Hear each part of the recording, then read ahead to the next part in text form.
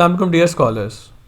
In the lecture series on consumer behavior and marketing strategy, today we are going to discuss the cross-cultural variations in consumer behavior. Following are the learning outcomes: define the concept of culture, describe core values that vary across cultures and influence consumer behavior, understand cross-cultural variations in non-verbal communications across different cultures, summarize key aspects of the global youth culture, and understand the role of global demographics in the consumer behavior. Remember, in the previous lecture, we discussed about the overall model of consumer behavior, how external influences and internal influences affect the self-concept and lifestyle, which then relates to the consumer decision-making process regarding purchases. During the consumer decision-making process, the situations plays an important part. But right now, we are going to focus on the external influences, and within those external influences, our topic of today is going to be how culture affects the self-concept and lifestyle, and how the variations of culture affects consumer decision process in consumer behavior. Firms often aspire to be global. The benefits can be significant, but the challenges are staggering. The adaptations, adjustment, and consideration necessary when doing business across the country and different cultures are quite numerous. Marketing across country and cultural boundaries is difficult and challenging. As we can see in this figure, cultural variations may differ according to demographics, they may differ according to languages, they may differ according to nonverbal communications and values. The success of global marketers depend on how well they understand and adapt to these differences. In this chapter, we are going to focus on cultural variation in values, in cultural variations in nonverbal communications, and we are going to describe briefly how demographic variation across countries and cultures influence the consumption patterns. But before we proceed, we must understand the concept of globalization, how the cross-cultural marketing that includes globalization, attitude towards multinational brands, and ethical consideration is impacting the marketers who are actually making these global decisions. Now, globalization means more than product export and import. Globalization can involve exporting and importing values, lifestyles, and attitudes. Historically, such influence has been thought of as primarily going one way, such as the Western nations and Western multinationals are influencing other countries. However, recently this is a two-way communication. Increasingly, we can see that the values, Western values such as individualism, are imported to other countries, whereas other countries' things, other countries' art and culture is also imported to the Western countries. For example, Bollywood is followed in USA. Korean dramas and K-pop is widely popular across the country. So we can see globalization as a mutual influence as products, brands, cultures and values move back and forth across the world. Similarly, as culture is traveling from one country to another or one culture to another, culture also changes with time and the trends are also changing within one country.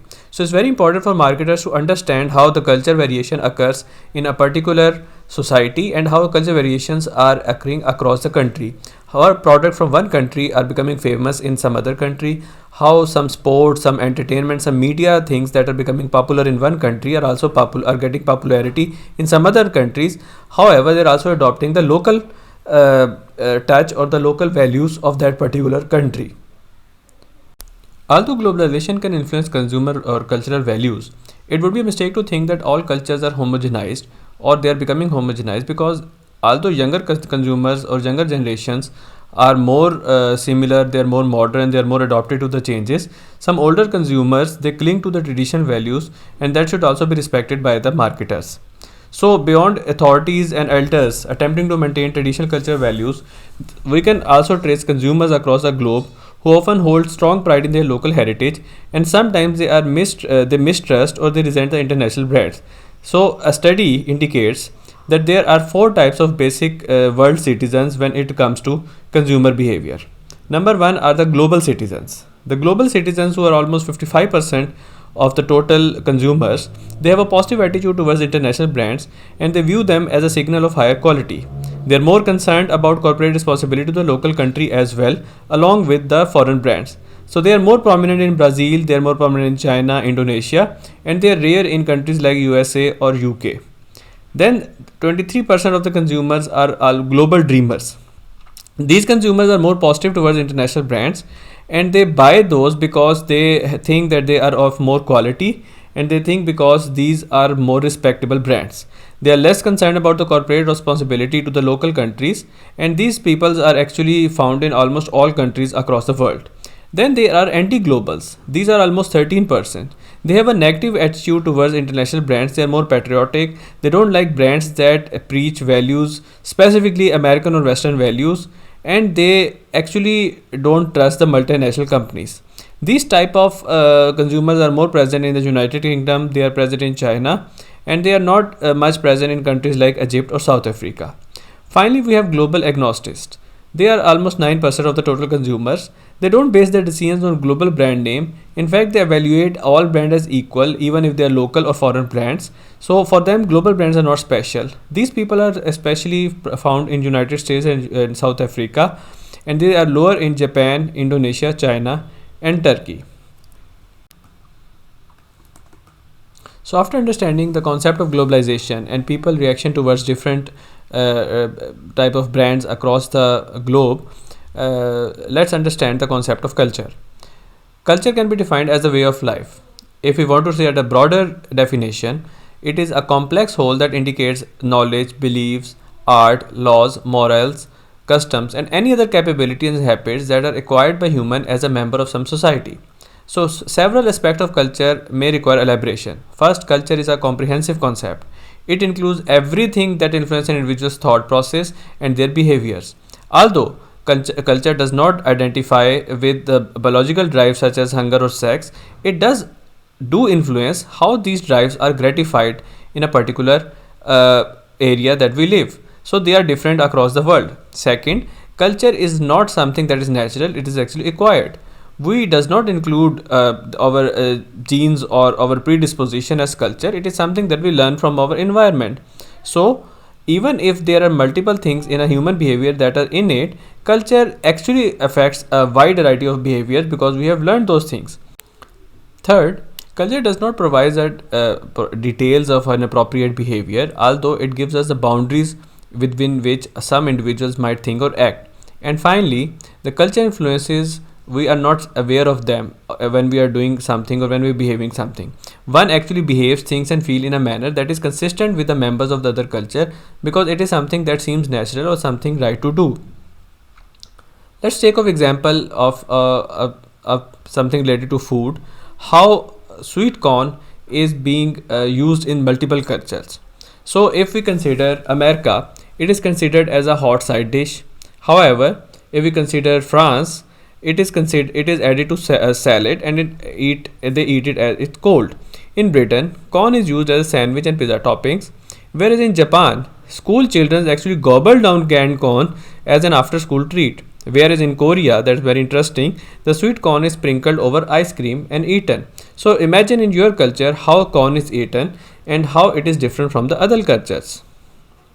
Now, some of these uses probably seem strange or disgusting to some of the culture, but are perfectly natural to the members of other cultures because they are used to that. So we don't think about the fact that many of our preferences are actually strongly influenced by our culture, although they do. Culture operates primarily by setting some rather loose boundaries for individual behavior, and they influence the function of institutions around us, such as the family, such as the media, such as the government, such as our extended families, such as our society, and they provide a framework within and which an individual and a household lifestyle actually evolves.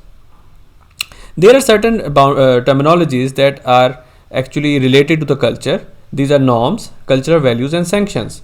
Norms are the rules that specify or prohibit certain behaviors in a specific situation.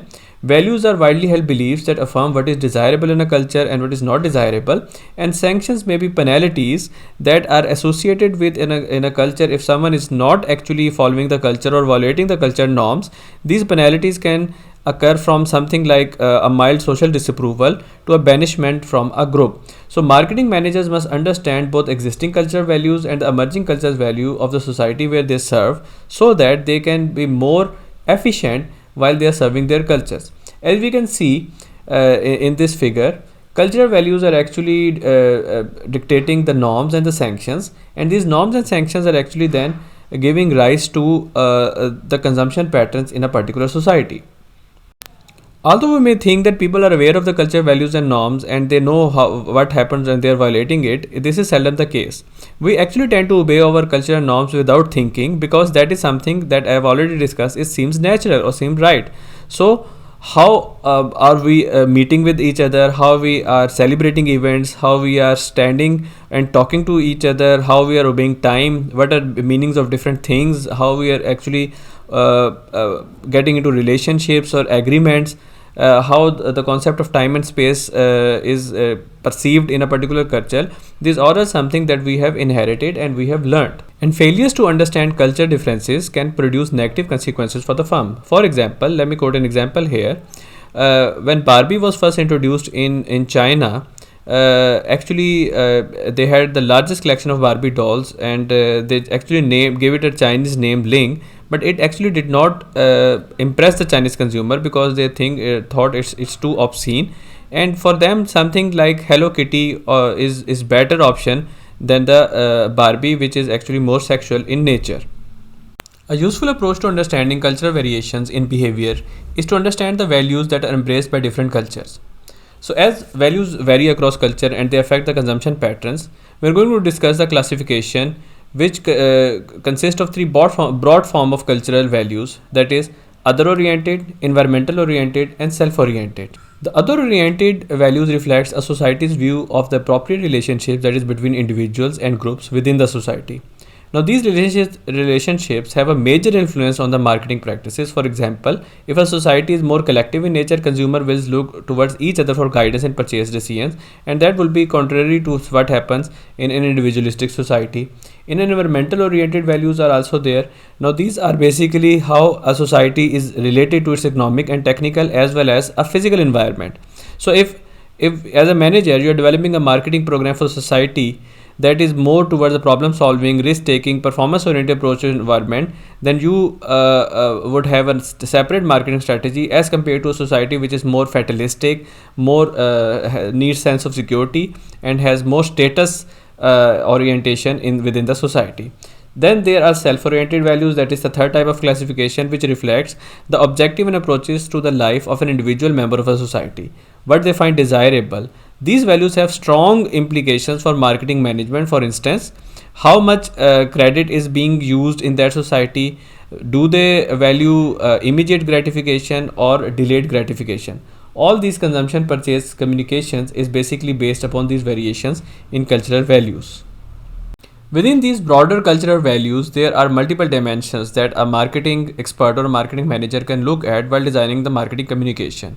For example, individualistic or collectivistic culture. If a culture emphasizes and rewards individual initiatives, or a culture is more towards individualistic competition, that's an individualistic culture. Or if a culture is more towards cooperation and conformity group, it's a collective culture. America, Australia, UK, Canada, New Zealand, Sweden are examples of individualistic cultures, whereas Taiwan, Korea, Hong Kong, Mexico, Japan, India, Russia are more collective in their orientation. Now, there are interesting differences when it comes to individualistic and collective cultures.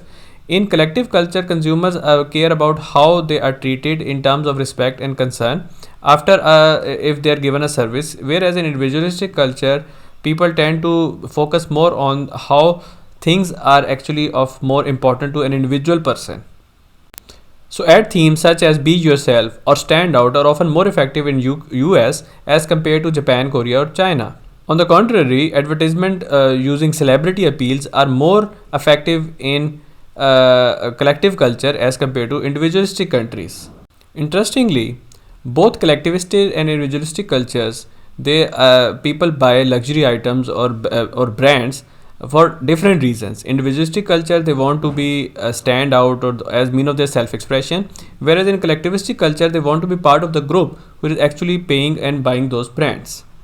Another perspective of other oriented value is the extended and limited family. To what extent does one have a lifelong obligation to numerous family members? In United States, the family is defined fairly narrow and it is less important than in other cultures.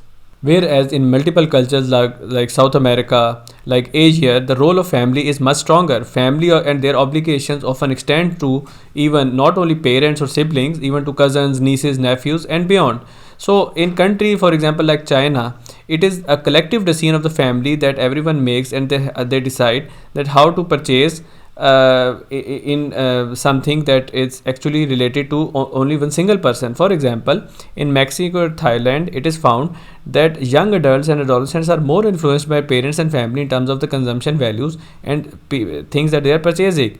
In India, for example, people tend to shop in groups and with their family, and they actually tend to have a similar interest in multiple, for example, food items, and they like to eat those items. On the other hand, in countries like America, it's more like an individual decision, and everyone, when they go to an outlet, they're going to make their own decision of the menu, and they have different dishes served to an individual member. Another important aspect of other oriented values is diversity or uniformity. Do the members of culture embrace variety in terms of their attitudes, their religions, their ethnic backgrounds, their political beliefs, and other important behaviors and attitudes? So, if the cultural values diversify in a particular society, such as in a collectivist society, they tend to have a uniform and conformity, whereas individualistic culture tend to have more diversity. This will also influence how a marketing communication strategy is going to be laid out. Similarly, masculinity and femininity is a very important concept. Do general masculine values such as rank, prestige, and social roles are actually more important in a society, or females' life patterns such as something that is more of a caring to others is more important in a particular society. That this would define the consumption patterns. For instance, as we can see that in sports ads generally figure male characteristics because they are more popular. However, in certain countries such as USA, as UK, now there's more masculinities, more femininities taking over. So you can see female characteristics being promoted as in the sports, and this actually gives a more chance to the marketers to extend their product range. So it's always useful for the products to for the marketers to change the cultural values, and that is some of the reason that you will see in popular media, that they introduce new cultural values. For example, female sports players, for example, the relationship status, and they also would introduce these things in the mainstream media, so that there is a more cushion for the marketers to introduce new products and to increase their product range. Similarly, some cultures like USA actually is more competitive, so they like ads that are more competitive in nature, whereas some cultures, they are like Japan, they are more cooperative in nature. They do not like, and they find it very distasteful to have ads that show more comparative or more competitive, or they are more open about these things, because they are more cooperative kind of societies. Once again, youth and age is also an important aspect, as in a different cultures, how wisdom and prestige they are given to the younger people are actually allowed to make decisions, or older member of society are actually more powerful or authoritative, like patriarchal societies in Asia, where the age is actually associated with more prestige, more wisdom, and there the elders are making more decisions. Similarly, the consumer decisions they are making, whereas in societies like USA, Canada, younger people are actually given authority and they make their own decisions. Similarly, in the second dimension, the environment oriented values, you will find multiple factors like cleanliness. How much in a particular culture you will find emphasis on cleanliness. For example, United States place high value on cleanliness, so you will find a big market for germ finding liquid soaps or cleaning liquids, cleaning detergents, etc. Whereas in third world countries, you may find cleanliness to be a less importance and it may be criticized. However, so if a company is moving from a culture to another culture, they need to adopt their hygienic and their cleanliness traditions. Similarly, is the culture reward system based on performance, or there are certain inherited factors like family or class? What is more important? Is the individual opportunity or individual performance or status more important in a culture? That is how the firms are going to portray their particular brand, or they something that is a social equalness, or family achievement is more important. Similarly, if a culture is more traditional in nature, Are the existing patterns of behavior more superior, or they are more adaptive to change? They are actually ready to accept new things. That is an important consideration for the marketers. Similarly, the society willing to take more risk, or they actually like to have more secure investments. That is an important aspect that a marketer needs to be considering while making their product offering or marketing communication. For example, a society that does not admire risk taking, you are unlikely to find new products or new innovations in that market, and you may find decade old things still working, and even companies are not taking initiative to introduce new products because they know what people are actually feeling more secure with the existing product. Similarly, in a society you may find people who reacts to obstacles, and they take it as a challenge to overcome, and there are certain who are more fatalistic, and they say that they do not have the control of the events. Actually, they are controlled by the events. So these type of societies are actually more concentrated on consumption rather than the quality of the product, and it's more likely that they are not going to make any complaint when they have unsatisfactory purchase behavior. Specifically, they think it's because of the fate. Again, the nature concept is very important when we talk about consumption pattern. For example, some societies place more values on the environmental cleanliness, the packaging, and other environmental regulations, such as North European countries. In some countries, they are more concerned towards the product should have more feel. Product should be more enjoyable as compared to the cleanliness or the environmental aspect of the product. That is not important. So overall, we should understand that the environmental orientations is more towards how actually the consumers are in a particular culture are actually relating themselves to the external factors, that is the environment, that is the overall contextual factors that are over there. Then self-oriented values are more towards how person is actually taking their own or have a relationship with their own self. Some people are more active and some people are more passive. So a physical active lifestyle is another marketing opportunity. A physically passive lifestyle where people are quite lazy, they are not into physical activities, is another opportunity for the marketers. So some cultures are more active, they are more towards exercise. Some cultures are more lazy and they do not like the physical activities. In some cultures, material is related to the acquisition of wealth or material objects. There can be two types of materialism: and instrumental materialism, that is acquisition of things to enable one to do something, things that are more useful, such as if a person is having ski, or a person is having electric bike, that can be instrumental materialism. Terminal materialism, on the other hand, is something that you own because you want to own that thing, and that thing may have something related to social status, or something that is for the sake of pleasure or to show others, show off. So cultures can be different in terms of materialism. Some cultures more spiritual in nature. Collectivistic cultures are actually more towards something they want to have for the sake of the whole family, not for the sake of individual.